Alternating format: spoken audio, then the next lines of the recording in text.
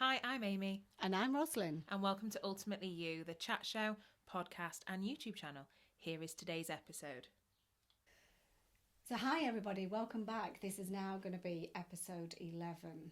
Now, today we have Amy's laughing already because this is about birth charts and astrology, and I have to be honest, it has blown my mind. And if you listened or watched the last episode, I was really honest about this and raw about it and saying, you know, it's not brand new to me. I have had experience of it before, but it does take me a while to sort of understand it. So what we've decided today is document. We've got a document, guys. We're going to go on the basics now. Amy, I've took her several steps back and said, right, this is one of the free charts that was done for me. Yeah. And I started to read it. I felt extremely overwhelmed by it and didn't quite get it. So we thought that if anybody was going to do the same thing, then some insight off of Amy today would probably be helpful on understanding it for yourself, because I just switched it on, looked at all the words and looked at these planets and thought, not a chance. So that's why Amy has them in her lap. So I'm going to pass you now over to Amy, because she's I want to say the expert in this field, because I don't have much knowledge, and I'm ready, warts and all, to listen to my chart. This is Rosa's chart, and don't get overwhelmed by how many pages it is, because we have printed it quite well so that I can actually read it and talk and faff at the same time. Yeah. But this really started because I remember coming over a few weeks ago and you and your daughter were like, the star signs have changed. I'm not this, I'm not that, I'm not the other. And the same article always flares every couple of years. And all it is there's a difference between astrology, which is this, and astronomy, which is what NASA and institutions like that deal with. So technically, yes, NASA is correct. There are 13 constellations, but the Zodiac is 12. So you've not changed signs. Nobody's changed signs. Nobody is really something else. You are 100% where you are, and Albert Einstein believed in this. So if it's good enough for him, I'm taking, Wow, I didn't know that. Did you not? No, I saw it. It might not be correct. I saw it on a fact-finding thing a few weeks ago on an article. But yeah, so you are still a Taurus. Do not worry. Okay. You are 100% there. Nothing has changed. Well, I might wish that it had changed by the time you finished with me today. No, so, honestly. But yeah, I'm excited to understand it a little bit more. And of course, it's not just understanding this and the way that it's worded, etc. It's enabling me to understand myself on a deeper level. And then I think there's that acceptance that comes with it, of knowing more about, because if you know something, you deal with it, and that's the thing. Yeah, and it's brilliant, and I love it because, for me, and as I've said before on previous episodes, I love that my sun sign is Cancer, but I'm not a typical Cancer in many ways, that I deal with things and I do things, and a lot of my friends say you can't be, but I am, because that's one element of me. But for me, the horoscopes don't resonate, because we're so much deeper than that. We're so much more than that. So if I, for instance, and we will get onto this, so bear with me a moment, but my ascendant sign, the sign that rose in the east when I was born, is Scorpio. So if I'm actually reading a horoscope, I will read the Cancer and the Scorpio. Oh. Because that's both facets of my personality and the biggest thing. So there are loads of bits to it, and this is a free report, so it's quite wordy. It's brilliant, it's correct as long as you've got your birth time in there. But if you went to an astrologer and got them to work one out for you as a proper service, you would get so much more detail. And I think we touched on that last time. Yeah. I'm sure I mentioned that I had one done for me, and literally by the day it was that accurate, that again blew my mind. And I keep saying this, but it's just to say how open-minded I am. Yeah. And then understanding this and the planetary thing that we keep talking about is like, Yes. She's called me a nerd so many times this morning already. And I love it. It's true. I absolutely love it. And what we'll try and do today is not go too overboard with the depth of it, and just give you an overview. So we're all familiar with sun signs. So literally that is where the sun was in which sign on the day you were born. So you're a Taurus. Yeah. I'm a Cancer. And yeah, you're a May baby, I'm a June baby. That's kind of how it works. So the sun really represents the sense of you, the sense of self. It's that approach to life, values, energy that you bring. It's that outward self, if that makes sense. So here with yours, again, sorry if anybody that's listening, you won't see the paperwork, but you've got something that is very detailed in about what your sun sign means. So you are a Taurus, and yes, you are 100% a Taurus, as you know. And it will, just like this one, outlays the different parts of the Taurian lifestyle. For instance, the first line, there is something very solid about Taurus natives, no matter what the rest of their charts say about them. 100%. You are very embodiment of that. So then you sort of move through, and you can look at everything from that sun sign, and you can look at the rest of your chart then. So that's like tick box 1. Yeah. So you'll have, if you were to print off a birth chart like we've done, you'll have your planets, which we talk about all the time, and then you have this thing called the houses. Yeah. And each house, now this bear with me on this, tell me if I'm not clear, but each house represents a specific set of values, and then that planet or that star sign will be in that place, and that will give you another understanding, another part of your personality. So it is very detailed, and that's why it like when you picked this up and you were like, oh my god, words. And that can be a lot of people. I did one for my dad, and I'm sure he won't mind me saying that I actually went over and explained it to him, and he was like, oh, I get that now. Because it's just a lot of words. Yeah, and that's quite frankly. And that's why we're doing so this. If you hear somebody talk about what kind of sign you are, there are 3 types. There's the cardinal, the fixed, and the mutable. So your cardinals are your Aries, your Cancer, your Leos, your Libras and your Capricorns. And what they mean is they are your signs traditionally that start a new season, start something new. So Aries is the start of the zodiac itself, it's the first. Cancer, is the start of summer. And each one then moves. So that's your cardinal. Your fixed signs, such as yourself, your Taurus, your, I think it's Leo, Scorpio and Aquarius, they are very much of themselves. So they are fixed. They are, this is what we are, that's where we're at, that is it. And then you've got your mutable. So these are really adaptable. So you've got your Geminis, your Virgos, your Sagittarius and your Pisces, and they're very adaptable. So if you hear somebody talk about cardinal, fixed or mutable, that's literally all it means. It's almost like the type of energy that sign will bring to the table. So each one of us is different, and every single person within their own sun sign will be different. And again, that's why I love these charts, because you can really go under the skin and see how each planet relates to you as a person. Because each planet, when the zodiac system was introduced, has a theme for it. So Venus is synonymous with the planet of love and romance. Mercury is communication and intellect in many ways. Then you have Mars, which is a big fire symbol that was originally, I think, the god of war, and then it was Pluto. So you have these different things and what they mean, and that's one of the main things that people are like, oh my god, this blows my mind. And yeah, it's quite a lot of information, really. But if you start to break it down a little bit simpler, it's not so overwhelming. Yeah, and I think you're right, it's about stages, isn't it? Yeah. Because straight away when you're talking, I'm thinking about family, and I'm thinking, right, okay, are they fixed? Are they interchangeable? What are they? It's like, so my head's like going, It's amazing because you like look at different parts of people. Mm. And I have a lot of friends that have birthdays really close together.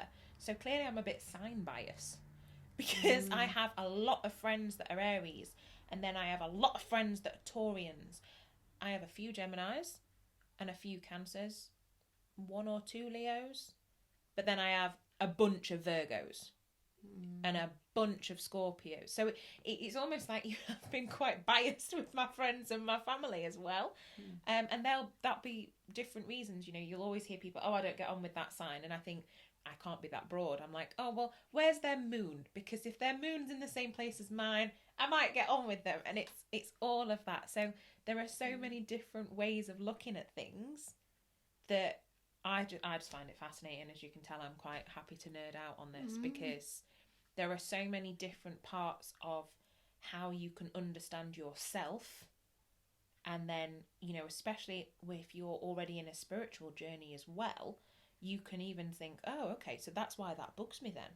And you can work on it and you can learn to let that go.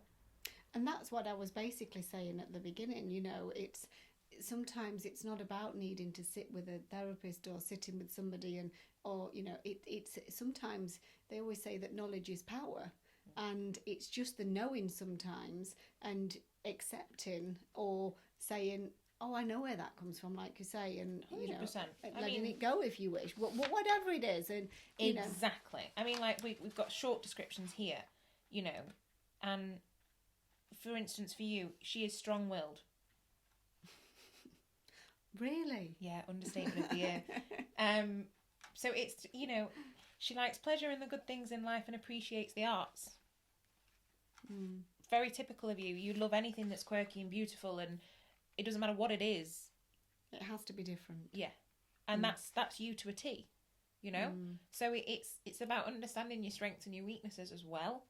You know, my sun sign's very emotional, Cancer. It's very nurturing and maternal. And I am such a fixer. I want to take the whole world under my wing, but that drains me. I can't do it. But because I know that about me, and I know that's not only in my nature as a person, but in my sun sign, I have to go, hold on a minute, nurture has to start with the self sometimes, and I need a bit of time. And, you know, it's amazing the things that you bring in from those different aspects. So now we've got the 3 types of sign, and we've looked at the sun.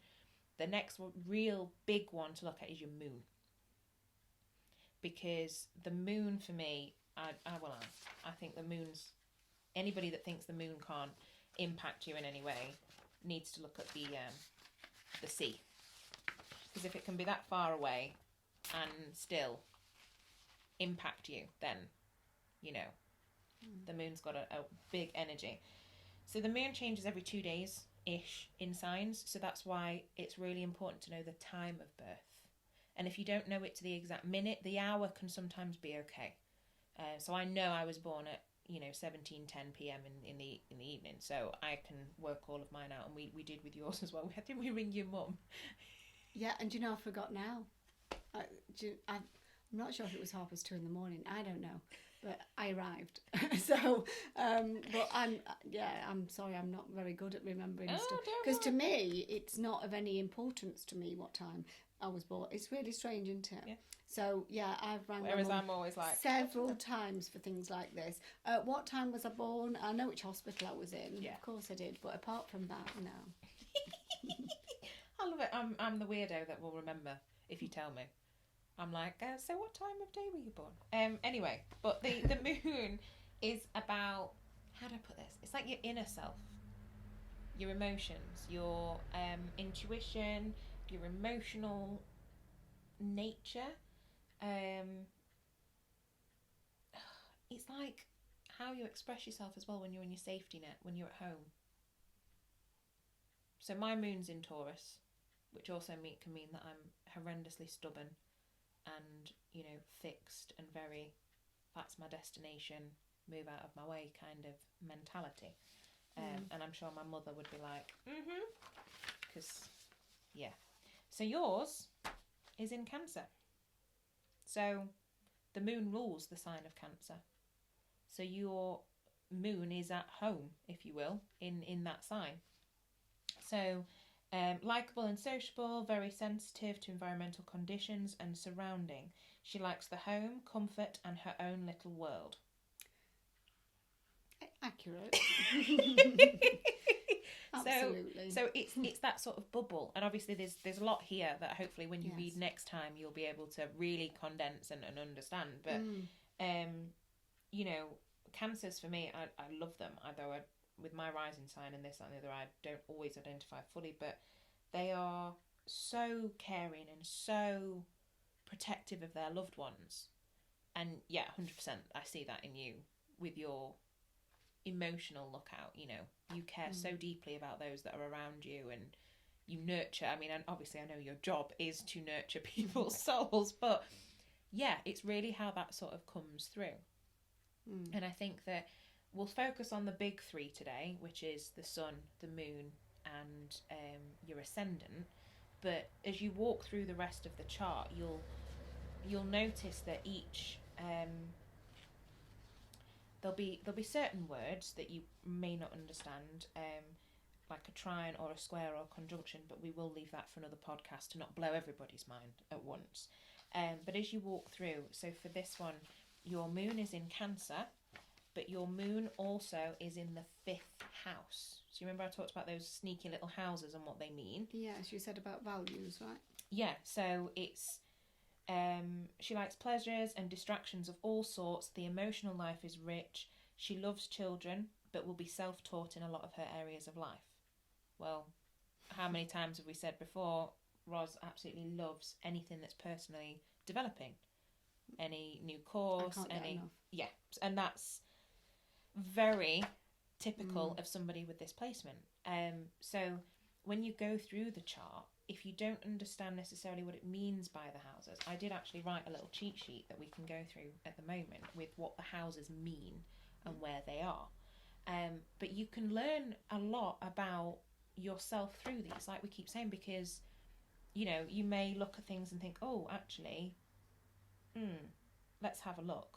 What's the negative of this, and how can I move through that, or how could I be aware if that, you know, if that comes up? So my moon's in Taurus, so I'm very aware that I can be a bit too stubborn and a bit too fixed, and you know, a bit place a lot of value on material, not necessarily material possessions, but my comfort comes from material. So I'll go and run a bath and light some candles and have that sort of stuff. So if I'm feeling the need to impulsively shop, am I emotional? Do I need to look at that? You know, why do I have that need? And it really can, depending on where you want to take it and where you want to go with it, make a lot of sense into who you are as a person. And don't you think, you know, because I work with people, and I have done for a long time around relationships as well. Yeah. And when you're in a relationship, and like my husband, there's a lot of things we're compatible, but we're actually quite opposites, you know, and they always say opposites attract, and I get that. But also, it's almost like apologising because you want something different. Yeah. And you feel that calling for you is not the calling that your partner has, for example. And I've experienced that many times, thinking, you know, maybe I should be more like that, or maybe I could be.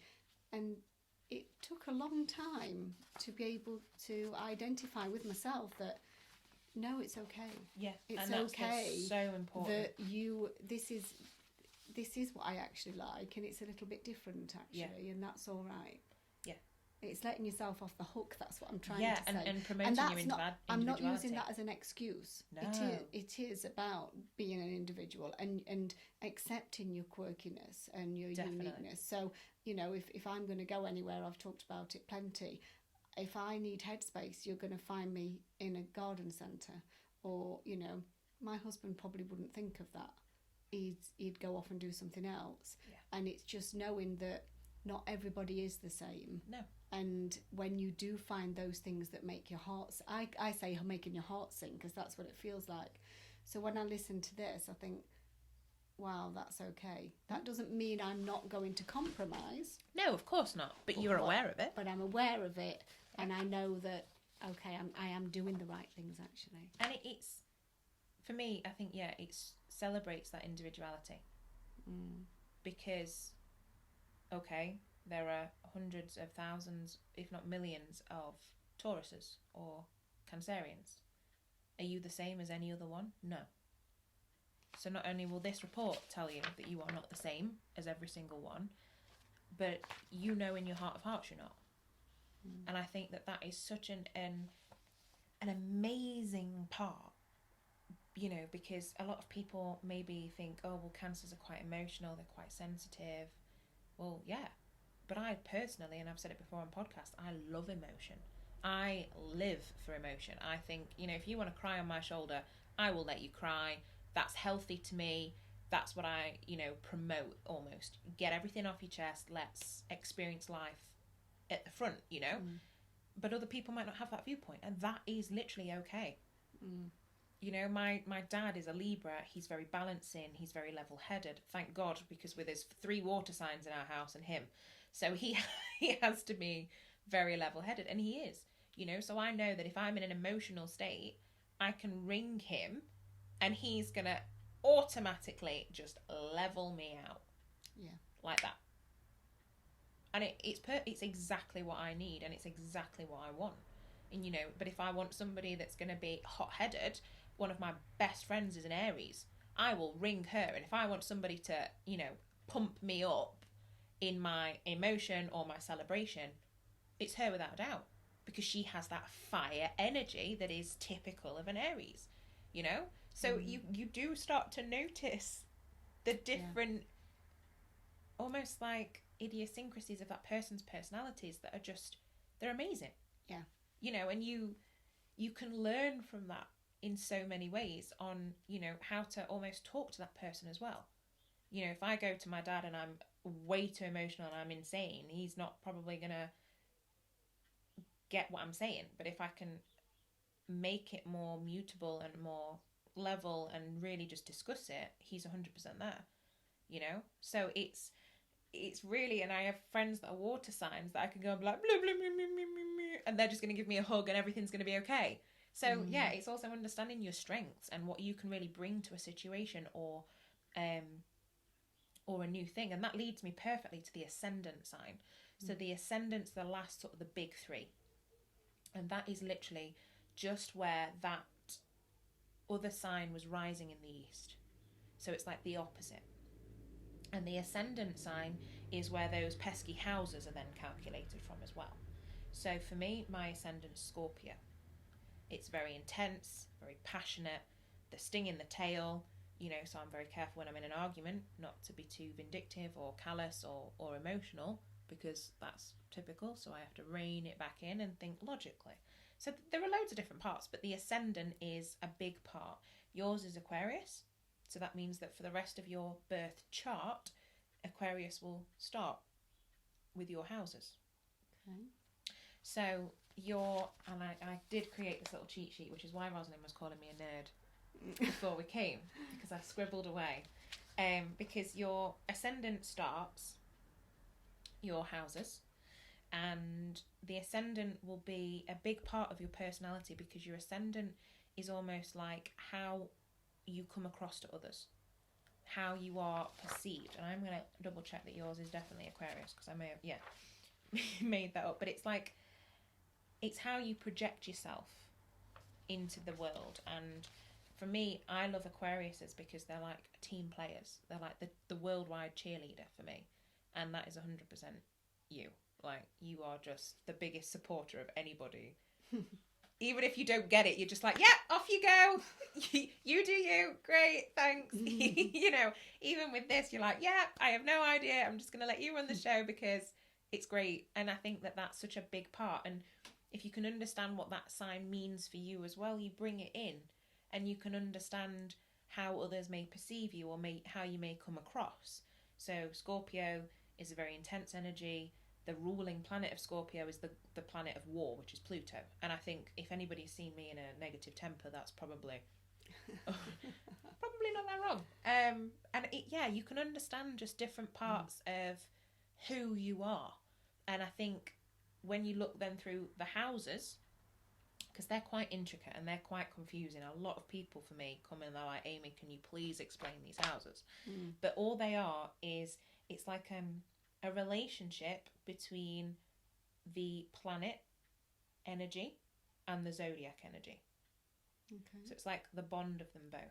So the first house is, you know, quite prominent. It's your ascendant sign. So it's your physical appearance, your persona, your almost like your pizzazz, because I love that word, your outer self. Then your second covers things like your possessions, your what you value materially or not in some cases, your worth, your self-esteem. So, you know, if you have something that's quite I can't remember what my second house is in, Sagittarius, the wanderer of the zodiac. I love to travel, I love to experience new things, and that's where I collect.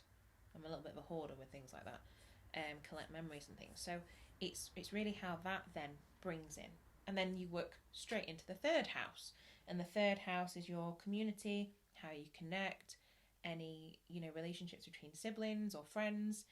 Your fourth then brings in your family, specifically a mother energy, a maternal energy. Your fourth house can talk about things like your emotional foundations, and yeah, you might want to look at that star sign and think, oh, well, what does that mean for me? And these are really easy ways to just deepen your understanding of you, if that makes any sense. And then your fifth house is your creativity, your leisure, your sports, what you do for fun, how you chill out, and what you may enjoy, really. Your sixth house is almost like your day-to-day, your routines, you know, your structure, your health, your wellness, you know, how do you approach that? So, you know, if you've got a fire sign, you might be really like gung-ho, head on the, you know, thing. If you've got a water sign, you may be more emotionally connected to well-being, and you may want more holistic, you may want more other things like that. And it might explain a lot to you and how you deal with that. Your seventh is what you call the descendant, and that's more of I want to say like almost like a serious. So it's like how you will fulfill contractual obligations, or how you will act in serious partnerships, whether that's romantic, platonic, or in business. You then move on to the eighth, which is really about your external, and all of the occult, and whether you want anything that's a bit out there. And it also can cover things like sex and death. You know, so it's really sort of the sign that was going to tell you a bit more about how you approach that sort of thing. The ninth is on your philosophy, how you approach the world, really, your expansion. Where do you want to expand to? So for me, I actually wrote mine. Mine's in Cancer. So that's really about, you know, what do I value? I value emotion, like I said. I want to talk about those really deep things. I want to get into the absolute nooks and crannies of you as a person and understand you. I am that friend that will remember your birthday, what your favourite meal is, what your favourite drink is, how you like your tea, and that for me is embodied by that sign placement, because for me that's what I love to bring to the table for other people.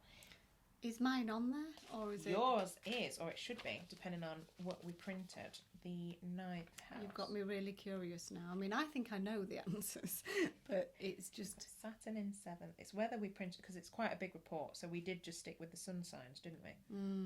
But we'll have to have a look. It may not be there. So it may not be there, but and normally I would say you can work it out, but sometimes you won't have all of the signs in your chart, depending on obviously the time of birth. Right. So you can't just go through and sort of work it out. It will move depending on the placement of the time you were born, and that's why the time's important, to make it very specific. No, we haven't got it, so we'll have to look at that when we're inside, because I'm also interested in that. Yeah, because as I say, I've heard about the houses, and but I didn't really know what they meant, and I didn't know what the difference. I couldn't. It's a lot. Yeah. It is a lot, and it's nice to be able to go through them like this, because like you've just gone, oh, okay, well, what's mine? Yeah. And it's so interesting how you can move through. So there's only 12, so we're on 10. 10's your midhaven. It's your long-standing achievements, your career, how you approach those things. The 11th is about your wider network, if that makes any sense. So it's about your humanitarian desires, your teamwork, your ability to expand into a greater audience. And then your 12th really is about the unconscious, the unseen, your inner self. And obviously, depending on where that is, you can get a lot of information from that. So that's a really, really quick run through, because I don't want to blow everybody's mind from the get-go.